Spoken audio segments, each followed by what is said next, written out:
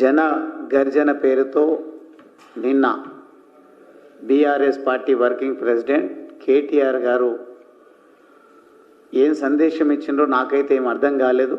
మీకేమైనా అర్థమైందా అని తెలుసుకోవడంలో భాగంగా ఇక్కడికి నేను ఈరోజు రావడం జరిగింది పార్టీ ఆఫీస్కు.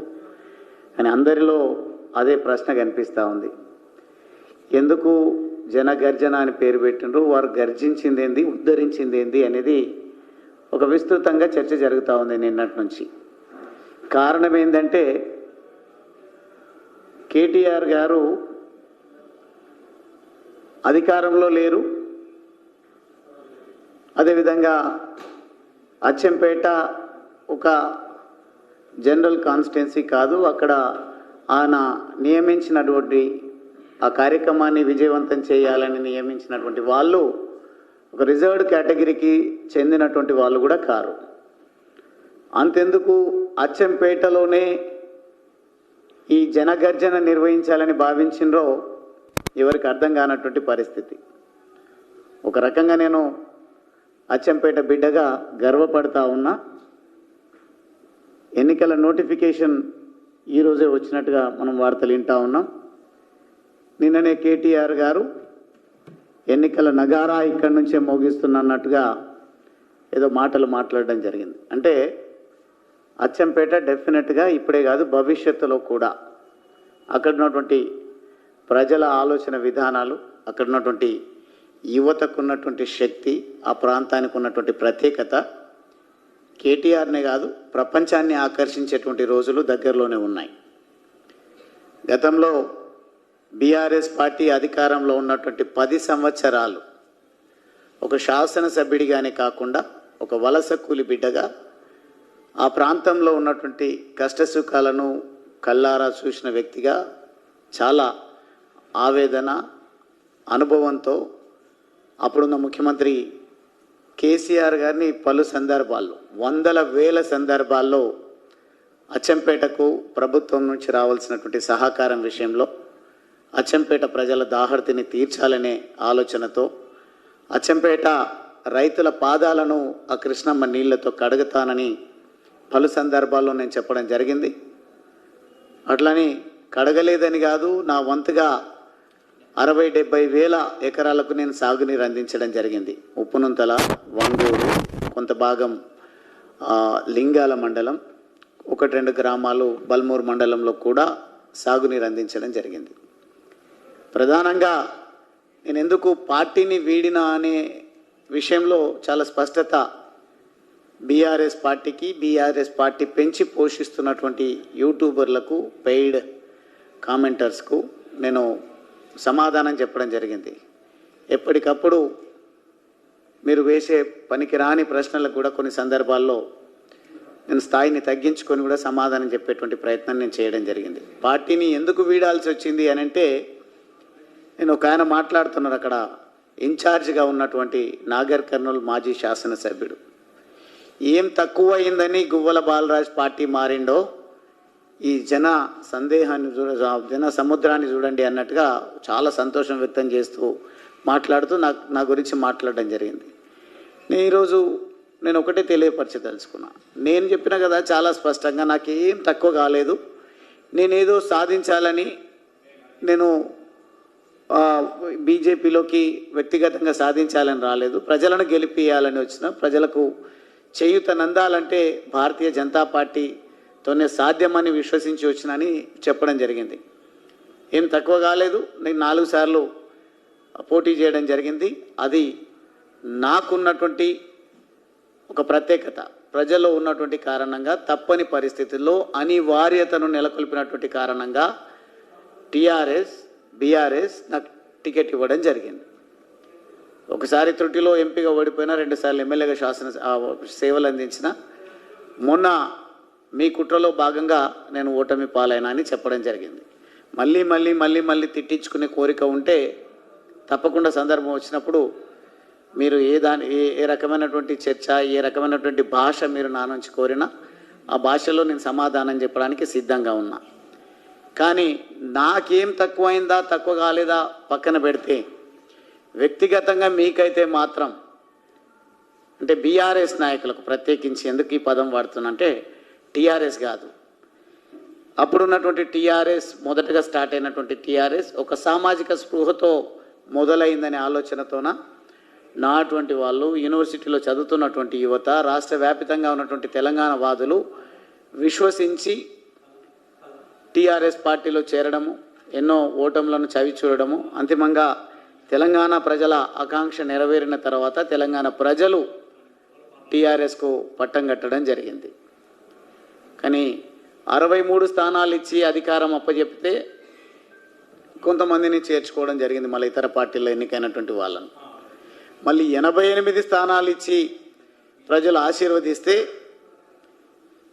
ప్రజాస్వామ్యాన్ని కూనీ చేసే విధంగా ఇతర పార్టీల్లో ఎన్నికైనటువంటి వాళ్ళను తమ పార్టీలో చేర్చుకొని టీఆర్ఎస్ను బీఆర్ఎస్గా మార్చడం జరిగింది. అంటే రాజకీయ పునరేకీకరణ పేరిట సాధించినటువంటి ఈ తెలంగాణలో దోపిడీకి అనుభవం లేదు, దోపిడీ చేసే ఆలోచన లేనటువంటి యువత టీఆర్ఎస్లో ఉన్నటువంటి కారణంగా మేము వేల కోట్లకు లక్షల కోట్లకు పడగలెత్తలేకపోతా ఉన్నామని వ్యాపారంలో అనుభవం కలిగినటువంటి వాళ్ళు, ప్రజలను ఎత్తిన చేయి పెట్టేటువంటి సమర్థత ఉన్నటువంటి వాళ్ళను పార్టీలో చేర్చుకోవడం జరిగింది. కాబట్టే ఎవరెవరికి ఏ భూములలో కన్వర్షన్స్ ఇచ్చి వందల వేల కోట్లకు పడగలెత్తేటువంటి అవకాశం ఇచ్చిందో మీకు ఇచ్చిండొచ్చు. ఎవరెవరు నిజంగా చెప్పాలంటే వివరాల్లోకి వెళ్ళొద్దు అనుకున్నా బయటనేమో మాట్లాడట్లేరు, నా నియోజకవర్గంలో వచ్చి అంతర్గతంగా ఏదో పెద్ద పెద్దగా మాట్లాడే ప్రయత్నం చేస్తూ ఉన్నారు. మీ బండారం బయట పెట్టదలుచుకుంటే మీరు అడుగు కూడా బయట పెట్టలేరు, ఆ దుస్థితి వస్తుంది. వట్టెం గుట్ట విషయంలో కానీ, పోతిరెడ్డిపల్లి గుట్ట విషయంలో కానీ, పాలమూరు రంగారెడ్డి ఎత్తిపోతల పథకం ప్రాజెక్టుకు సంబంధించి నల్లమట్టి తెల్లమట్టి చరిత్ర నాగర్ కర్నూల్లో బాగా విస్తృతంగా జరుగుతూ ఉంటుంది. నేను ఎక్కడ కూడా అటువంటి దోపిడీకి పాల్పడలేదు, ఆ రకంగా ఇక్కడ అక్రమంగా నేను సంపాదించినటువంటి పరిస్థితి లేదు. అదేవిధంగా దుందుబీ వాగును దున్నుకుపోతూ ఉన్నారు, యుద్ధం చేద్దామంటే ఆ రోజు ఎవరు రాలేరు.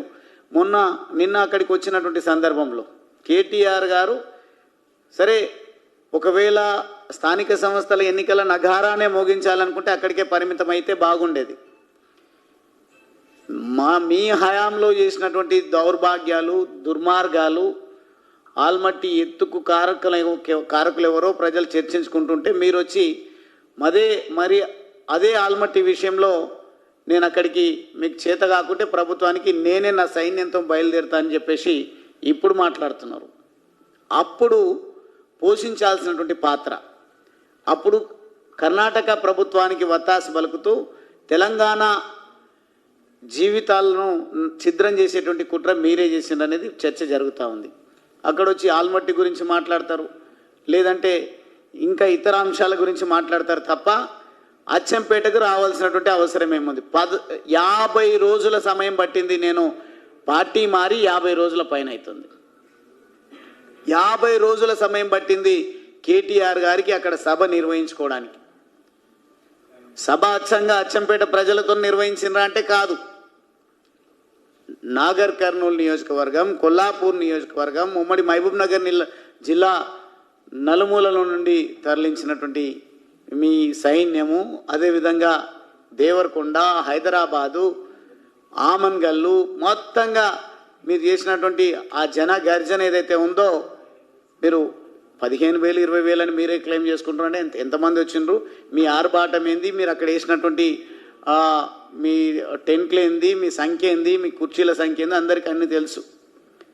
ఒకవేళ నేను ఈ సందర్భంగా మాకు ఖచ్చితంగా ఇది ఒక డిసిప్లిన్ కలిగినటువంటి పార్టీ కాబట్టి నేనేం ప్రకటించడం లేదు, కానీ తప్పకుండా పార్టీలో చర్చిస్తాం.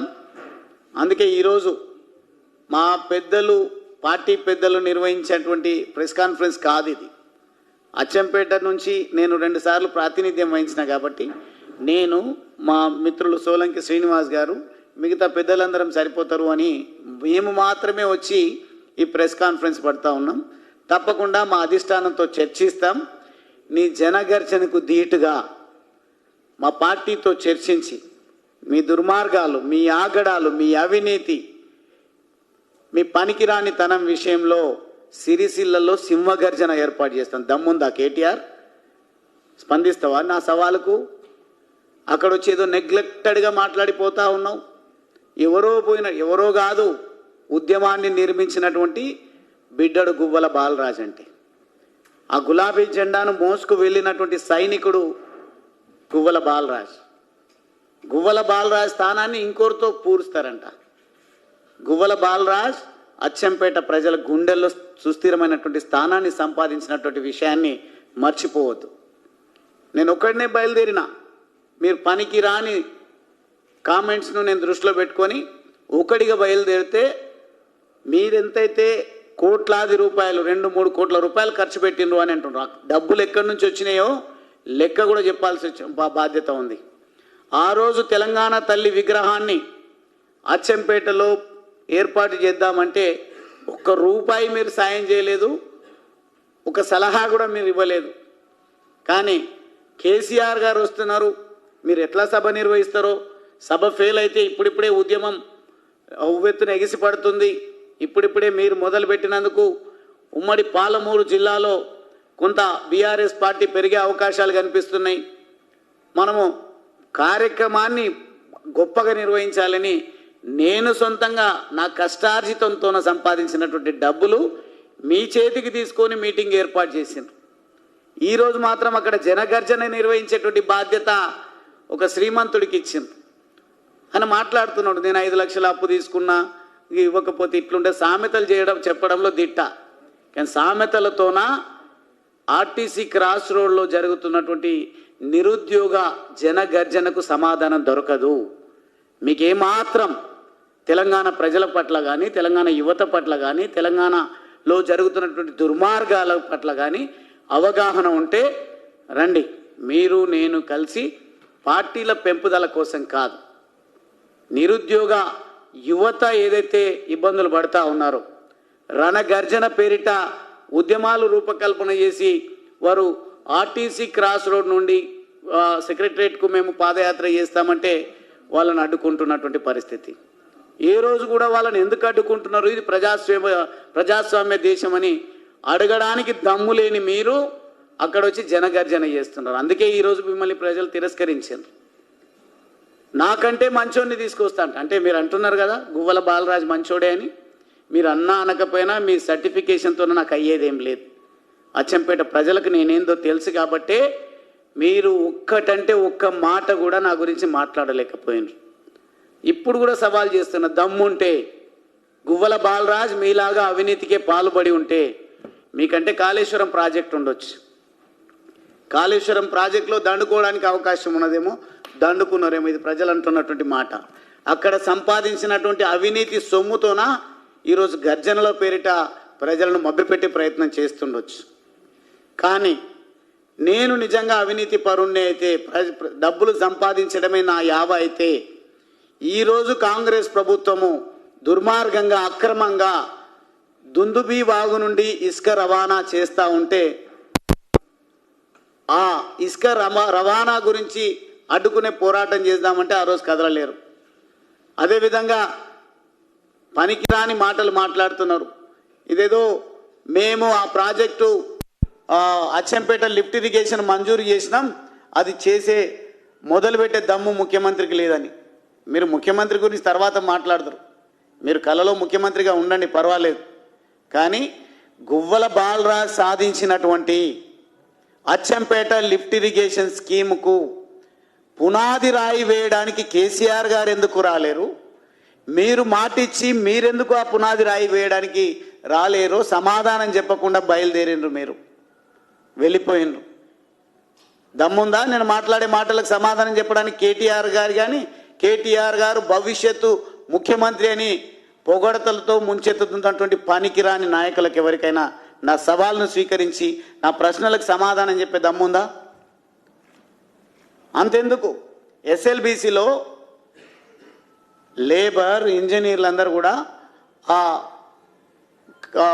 సొరంగం కూలి కొలాప్స్ అయ్యి 8 మంది సమాధి అయితే 2 డెడ్ బాడీలను మాత్రమే వెలికి తీసింది. మిగతా డెడ్ బాడీలను వెలికి తీసేటువంటి విషయంలో ప్రశ్నించండి అని నేను పార్టీకి రాజీనామా, మీ పార్టీకి రాజీనామా చేసిన తర్వాత బీజేపీ పార్టీలో చేరిన తర్వాత పలు సందర్భాల్లో నేను ఈ ప్రశ్నలు లేవనెత్తుతున్నా, ఎందుకు ఒక్కసారి సమాధానం చెప్పడం లేదు అనుకుంటారేమోనంటే బయట మాట్లాడడం. గువ్వల బాలరాజు నోరెత్తడానికి దమ్ము లేదు, కానీ గువ్వల బాలరాజు గురించి మనమేం మాట్లాడతాము అని నేను చెప్పిన కదా. చేరిక రోజే గువ్వల బాలరాజుకు కేటీఆర్ గారికి నిజమే పోలిక లేదు. ఎట్లా లేదు అంటే, నేను క్షేత్రస్థాయి నుంచి, పేదరికం నుంచి, ప్రజల నుంచి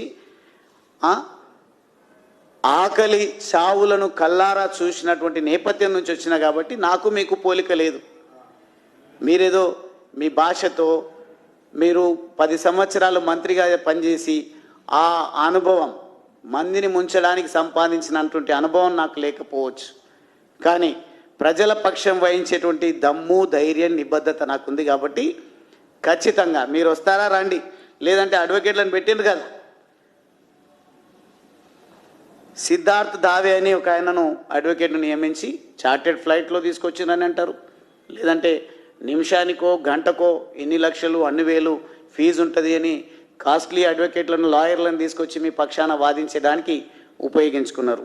అదేవిధంగా ఆర్ఎన్ సుందరన్ అని ఇంకొక సీనియర్ న్యాయవాదిని కూడా ఇతర కేసులలో తీసుకొచ్చిండ్రు. ఎందుకు ఆ సోయి లేదు మీకు? మీరైతే ఒక లెక్క, నిరుద్యోగ యువత అయితే ఒక లెక్కనా?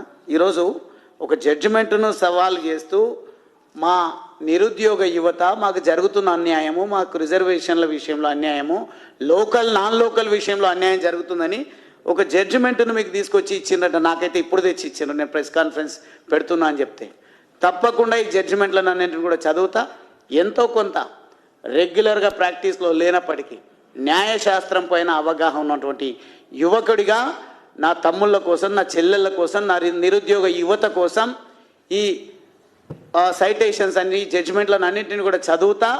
రేపు భవిష్యత్తులో అవసరమైతే భిక్షాటన చేసైనా సరే పేరుగాంచిన అవగాహన ఉన్న సబ్జెక్ట్ ఎక్స్పర్టీజ్ ఉన్నటువంటి అడ్వకేట్లను మా తమ్ముళ్ళ పక్షాన కొట్లాడడానికి నియమిస్తాం.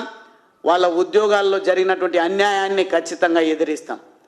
ఇప్పుడు ఎట్లా జరుగుతాయి ఇంత దారుణమైనటువంటి అన్యాయాలు? నాన్ లోకల్కు రిజర్వేషన్లు కల్పించడం ఏంది? 18 మందికి వాళ్ళ లిస్టులో ఎట్లా వచ్చిండ్రు, వాళ్ళకి ఎట్లా ఉద్యోగాలు వచ్చినాయంటే వాళ్ళ గురించి సమాధానం చెప్పరు. 2 హాల్ టికెట్ల పరిస్థితి ఏంటంటే దాని గురించి సమాధానం చెప్పరు. మీకు దమ్ము లేకుంటే యూపీఎస్సీకి ఇవ్వండి అని చెప్పేసి ప్రభుత్వం పైన యువత మాట్లాడుతూ ఉంటే, పార్టీలు మాట్లాడుతూ ఉంటే, ప్రధాన ప్రతిపక్ష పార్టీగా ఉన్నటువంటి బాధ్యత కలిగినటువంటి 10 సంవత్సరాలు మంత్రిగా ఒరగబెట్టినటువంటి కేటీఆర్ గారు ఎందుకు నిరుద్యోగ యువతకు జరిగినటువంటి అన్యాయం గురించి మాట్లాడడం లేదు? ఈ జనగర్జనలు నిర్వహించిన దాంతోనే మీరు అధికారంలోకి వస్తారంటున్నారా అనుకుంటున్నారా? ఇది కళ మాత్రమే.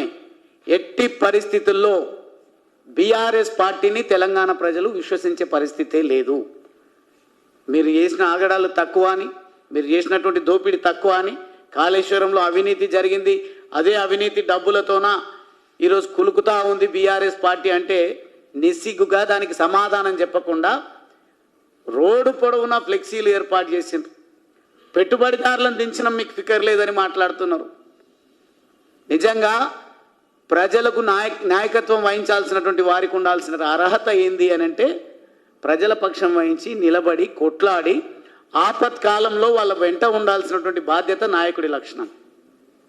డేరాలు వేసిండ్రు, తీసిండ్రు అని అచ్చంపేటలో చర్చ జరుగుతూ ఉంది. పెద్ద పెద్ద హోర్డింగ్స్ పెట్టిండ్రు, పెద్ద పెద్ద ఫ్లెక్సీలు ఏర్పాటు చేసిండ్రు, పెద్ద పెద్ద డయాస్లు ఏర్పాటు చేసిండ్రు, భారీ బహిరంగ సభను తలపించే విధంగా మీరు ఏర్పాట్లు చేసిండ్రు. ఆ ఏర్పాట్లతోన ఒక్కరి కడుపైన నిండిందా? మీరు పెట్టిన 2-3 కోట్ల రూపాయల ఖర్చు ఏ ఒక్కరికైనా ఊరట కలిగించే విధంగా ఉన్నదా? ఏం సమాధానం చెప్పినారు? నిన్న ఏం సందేశం ఇచ్చారు మీరు జనగర్జన పేరిట? దమ్ముంటే స్వీకరించండి. ఒకవేళ కేటీఆర్ స్థాయికి నా స్థాయికి తేడానే ఉంది, తక్కువ ఎక్కువ ఉంది అని భావిస్తే బీఆర్ఎస్ పార్టీ నుండి ఎవరైనా స్పందించండి. ఒకవేళ నేనే గనక మా పార్టీ అధిష్టానం అనుమతిస్తే సిరిసిల్ల సింహగర్జనను ఆపే దమ్మెవడికైనా ఉందా? సిరిసిల్లలో ఈ మధ్యకాలంలో మంత్రి పదవి పోయిన తర్వాత మీరు వెళ్తే ఒక 100 మందిని జమ చేసుకోవడానికి 2 గంటల సమయం పడుతుంది ఈరోజు కేటీఆర్ గారికి. అందుకే అక్కడ చర్చ జరుగుతూ ఉంది. సిరిసిల్లలో పోటీ చేయడంట, హైదరాబాద్లో చేస్తాడంట. సిరిసిల్లలో ఒరగబెట్టలేడు కానీ హైదరాబాద్లో ఒరగబెడతారంట. పెద్దవాళ్ళపైన ఇష్టారీతిలో మాట్లాడడం, మా అటువంటి మీకు సమ ఉజ్జీవులమైన మమ్మల్ని చిన్నపిల్లలు వాళ్ళ గురించి ఏం మాట్లాడతాము అని చెప్పేసి దమ్ములేని మాటలు ఇవన్నీ కూడా. నిజంగా నేను చెప్పిన కదా ఆ రోజు, నా అచ్చంపేట నియోజకవర్గ ప్రజలకు నన్ను నాయకుడి చేసిన రాష్ట్ర వ్యాపితంగా ఉన్నటువంటి ఉద్యమకారులకు, తెలంగాణ వాదులకు, నన్ను ఈ స్థాయికి తీసుకొచ్చిన ప్రతి ఒక్కరికి మీ వల్లనే నేను ఈ స్థాయికి వచ్చినా, కానీ మీకు చెప్పకుండా పోవడానికి కారణం బీఆర్ఎస్ పార్టీ ఎత్తుగడలు, క్యారెక్టర్ను తప్పుగా చూపించే ప్రమాదం ఉంది అని చెప్పేసి. అందుకే ఒక్కొక్కరు ఈరోజు సమాధానం వాళ్ళే వెతుక్కుంటున్నారు. తండోపతండాలుగా బీజేపీ పార్టీకి దారి మళ్లించింది. ఎక్కడికక్కడ బీజేపీ పార్టీని ఆశీర్వదిస్తూ ఉన్నారు. ఈరోజు ఇవే కాదు, ఆయన వెంబడి నడుస్తున్నటువంటి పెట్టుబడిదారులు, పెత్తందారులు వారి నియోజకవర్గాల్లోనే కాదు, హైదరాబాదులో కూడా కన్వర్షన్ పేరిట భూములను ఏ రకంగా వేల కోట్లకు పడగలెత్తుకునే విధంగా మలుచుకున్నారో అందరికి తెలుసు. అందుకే పెడుతున్నారు పెట్టుబడి అని ఈరోజు ఒక చర్చ జరుగుతూ ఉంది అచ్చంపేటలో. నాగర్ కర్నూలులో ఉన్నటువంటి వాళ్ళకు ఫోన్లు ఎత్తారు కానీ అచ్చంపేటకు వచ్చి మొత్తం నేనే చూసుకుంటామని మాట్లాడుతుందని ఈరోజు ప్రజలు చర్చించుకుంటున్నారు, నవ్వుకుంటా ఉన్నారు. నాగర్ కర్నూలుకు మీరు రండి అన్నా అని నన్ను యువత పిలుస్తూ ఉన్నారు. మీరు తిరగండి, ఈయన సంగతి బండారం బయట పెడదామని ఆయన గురించి మాట్లాడుతున్నారు. నా లక్ష్యం ఒక ఎమ్మెల్యే గురించో మాజీ ఎమ్మెల్యే గురించో కాదు. నా ఆశయం, నా లక్ష్యం ప్రజా వ్యతిరేక విధానాలు అవలంబిస్తున్నటువంటి, ప్రజలకు అవసరం లేనటువంటి పార్టీలను భూస్థాపితం చేయడం. ప్రజలు ఆశీర్వదించి 10 సంవత్సరాల అధికారం ఇస్తే ప్రజలకు ఏం ఒరగలే, ఒక్క డబుల్ బెడ్రూమ్ ఇల్లు కూడా కట్టలే నా నియోజకవర్గంలో. ఎందుకు కట్టలేదంటే మీరు ఎవరైనా కాంట్రాక్టర్ ఉంటే మాట్లాడుకోండి, వాళ్ళకి లాస్ వస్తుందంట. ఇదా మీరు చెప్పే పద్ధతి? అక్కడ అవుతున్నాయి ఇండ్లు మా దగ్గర అవ్వట్లేదు అని అంటే, కొంచెం డబుల్ బెడ్రూమ్ ఇళ్లలో వర్కౌట్ అవ్వట్లేదంట, గిట్టుబాటు లేదంట, వాళ్ళకు ఎవరైనా ఉంటే వెతుక్కోండి. ఈ దారా మాకు చూపించాల్సింది అధిష్టానంగా. మీరు ఒక్కొక్క మంత్రి మీ వాళ్ళకేమో 100,000 ఇండ్లు కట్టిస్తారు మీ నియోజకవర్గాలు. అందుకే పొయ్యి రాళ్లలాగా ఉన్నాయి దుబ్బాక, గజ్వెల్, సిద్దిపేట, సిరిసిల్లను కూడా కలుపుకుంటే అక్కడక్కడనే ఉన్నటువంటి నియోజకవర్గాల అభివృద్ధి వ్యత్యాసాలను చూసిన తర్వాత దుబ్బాకలో ఏం తీర్పు ఇచ్చిండ్రో ప్రజలు చూసిండ్రు. ఆ తీర్పుతోనే కళ్ళు తెరవాల్సి ఉండే. అదేవిధంగా హుజురాబాదులో మొత్తం ఓ పక్క అసెంబ్లీ నడుస్తుంది. నా జీవితంలో ఫస్ట్ టైం అసెంబ్లీ సమావేశాలకు డుమ్మా కొట్టడం.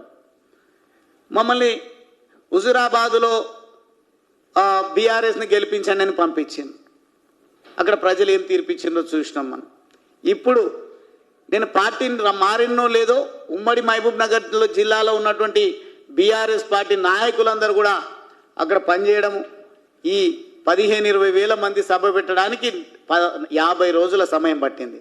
నేను చెప్తున్నా, ఈరోజు కాషాయ జెండాకు ఉన్నటువంటి ఆదరణ, మోడీ గారి నాయకత్వం పైన ఉన్నటువంటి విశ్వాసాన్ని బట్టి, అదేవిధంగా మా పార్టీ అధ్యక్షులు రామచంద్రరావు గారు కానీ, మా సెంట్రల్ మినిస్టర్స్కి ఉన్నటువంటి ప్రజల్లో ఉన్న ఆదరణను బట్టి వారితో చర్చించకుండానే నేను మాట్లాడుతూ ఉన్నా. తప్పకుండా వారు అనుమతిస్తే మాత్రం మీరే కుట్రతోనైతే ఎస్సీ ఎస్టీ అణగారిన వర్గాలను ఎదగకుండా చూస్తే ఏం మాట మాట్లాడతాడు? బుద్ధి ఉండాలి కేటీఆర్కు.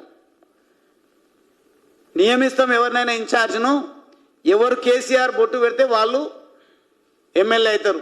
వాళ్ళని చూసి కాదు ఓటు వేయాల్సింది, కేసీఆర్ గారిని చూసి ఓటు వేయాలంటే. అంటే మేమంతా పనికిరాని వాళ్ళ కింద కనిపిస్తున్నామా?